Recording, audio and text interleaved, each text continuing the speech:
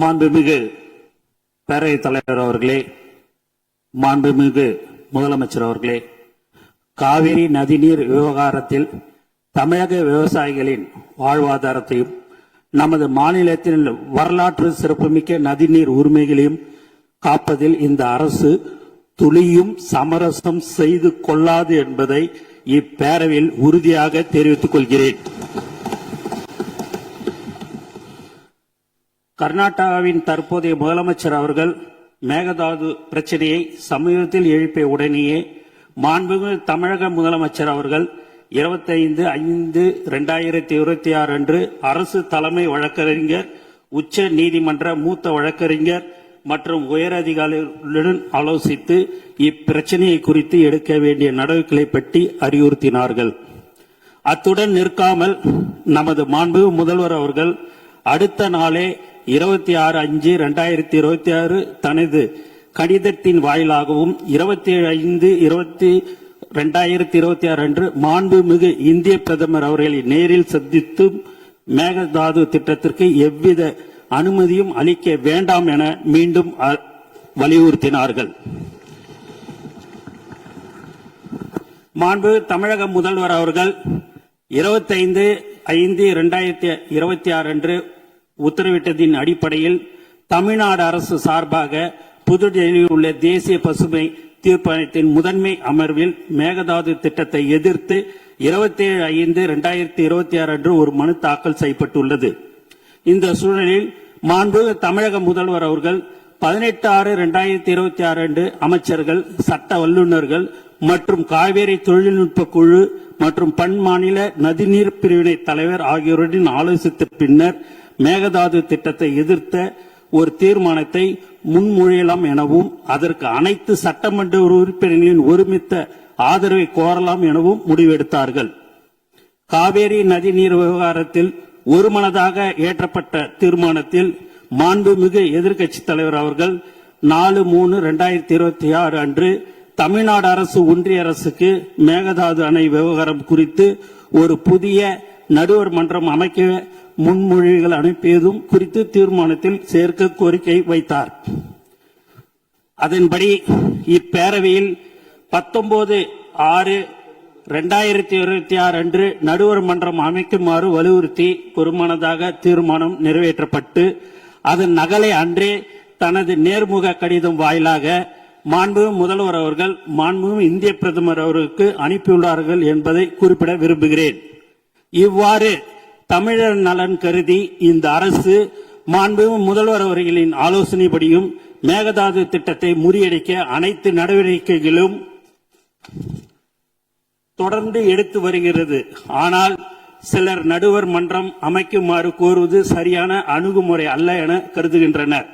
சில தரப்பினர் பரப்பி வரும் தவறான புரிதலுக்கு முற்றுப்புள்ளி வைக்கும் வகையில் நமது அரசின் நேர்த்தியான அணுகுமுறை பற்றி இந்த மாமன்றத்தில் தெளிவுபடுத்த விரும்புகிறேன். கடந்த நவம்பர் 13/2025 அன்று மேகதாதுக்கு எதிராக நாம் தொடர்ந்த வழக்குகளை உச்ச நீதிமன்றம் மேகதாது அணை திட்டம் ஆரம்ப நிலையில் தான் உள்ளது என கூறி தள்ளுபடி செய்தது. அந்த தீர்ப்பின் பேரா 29 மாநிலங்கள் தங்களுக்கு ஒதுக்கப்பட்ட தண்ணீரை எப்படி வேண்டுமானாலும் பயன்படுத்தலாம் என நீதிமன்றம் குறிப்பிட்டது. இதை தங்களுக்கு சாதகமாக பயன்படுத்தி கர்நாடகாவோ அல்லது கேரளாவோ தன்னிச்சையாக புதிய அனுமதிக்கப்படாத திட்டங்களை கையில் எடுத்துவிடக் கூடாது என்பதில் நாம் உறுதியாக இருந்தோம். டிசம்பர் 2025 ஒன்றிய அரசு தன்னிச்சையாக காவேரி நீர்வள திட்டங்களை மதிப்பீடு செய்வதற்கான வழிகாட்டுதலை வெளியிட்டது. மேலும் கடந்த மே 2026 நாளிட்ட ஒன்றிய ஜல் சக்தி அமைச்சகத்தின் கடிதம் மூலம் மத்திய நீர்வள ஆணையம் CWC கர்நாடகாவின் மேகதாது திட்ட அறிக்கை DPR மீது தனது தொழில்நுட்ப கருத்துக்களை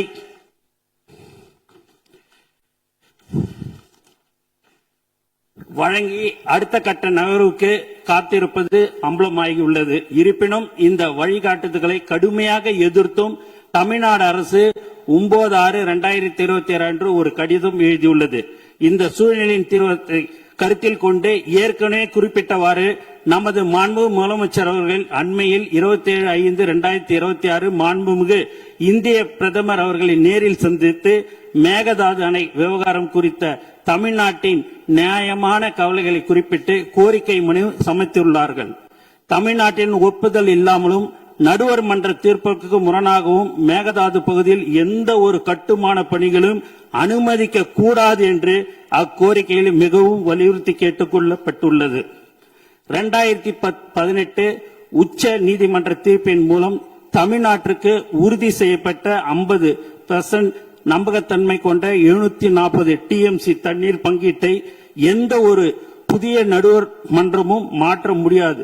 எனவே கர்நாடகா தமிழ்நாட்டிற்கு அளிக்க வேண்டிய 176.25 TMCயில் எந்த மாற்றமும் ஏற்படாது. 177.25 TMCயில் எந்த மாற்றமும் ஏற்படாது. 1956ஆம் ஆண்டு நதிநீர் தாவா சட்டத்தின் பிரிவு 4(1) படி ஏற்கனவே தீர்க்கப்பட்ட பிரச்சனையை மீண்டும் திறக்க சட்டத்தில் இடமில்லை. 2018 தீர்ப்பில் உபரி நீர் சர்ப்ளஸ் வாட்டர் குறித்து துல்லியமாக கணக்கிடப்படவில்லை. இதனை பயன்படுத்தி கர்நாடகா உச்ச நீதிமன்றத்தில் ஏற்கனவே ஒரு அசல் வழக்கை தொடர்ந்தது. 1956 நதிநீர் தாவா சட்டத்தின்படி இத்தகைய புதிய நதிநீர் பிரச்சனையை ஒரு நடுவர் மன்றத்தால் மட்டுமே தீர்க்க முடியும் என்பது உச்ச நீதிமன்றத்தில் நமது வாதமாகும். காவேரி மேலாண்மை ஆணையம் CWMA கர்நாடகாவின் விரிவான திட்ட அறிக்கையை DPR நிராகரித்து விட்டது என்று கூறுவது முற்றிலும் தவறானது. காவேரி மேலாண்மை ஆணையம் CWMA கர்நாடகாவின் விரிவான திட்ட அறிக்கையை DPR நிராகரிக்கவில்லை. மாறாக எவ்வித கருத்தும் கூறாமல் மத்திய நீர்வள ஆணையத்திடமே CWC திருப்பி அனுப்பியுள்ளது. எனவே ஆபத்து இன்னும் நீங்கவில்லை. மாண்புமிகு பேரவைத் தலைவர்களே, ஒன்றிய அரசும் கர்நாடகாவும் புதிய வழிகாட்டுதலின் கீழ் மேகதாது திட்டத்தை மறைமுகமாக மேற்கொள்ள முற்படும் வேளையில் நாம் கைகளை கட்டிக்கொண்டு வேடிக்கை பார்க்க முடியாது. அந்த வகையில் மாண்புமிகு முதலமைச்சர் அவர்கள் மாண்புமிகு இந்திய பிரதமர் அவர்களிடம் வழங்கிய கோரிக்கையின் தொடர்ச்சியாகவும் ஒன்றிய அரசின் தன்னிச்சையான நகர்வுகளை முடக்குவதற்கும் உபரி நீர் மீது தமிழ்நாட்டின் உரிமையை நிலைநாட்டுவதற்கும் ஒரு மிக சிறந்த அணுகுமுறையாகவே புதிய நடுவர் மன்ற கோரிக்கையை முன்வைத்துள்ளோம்.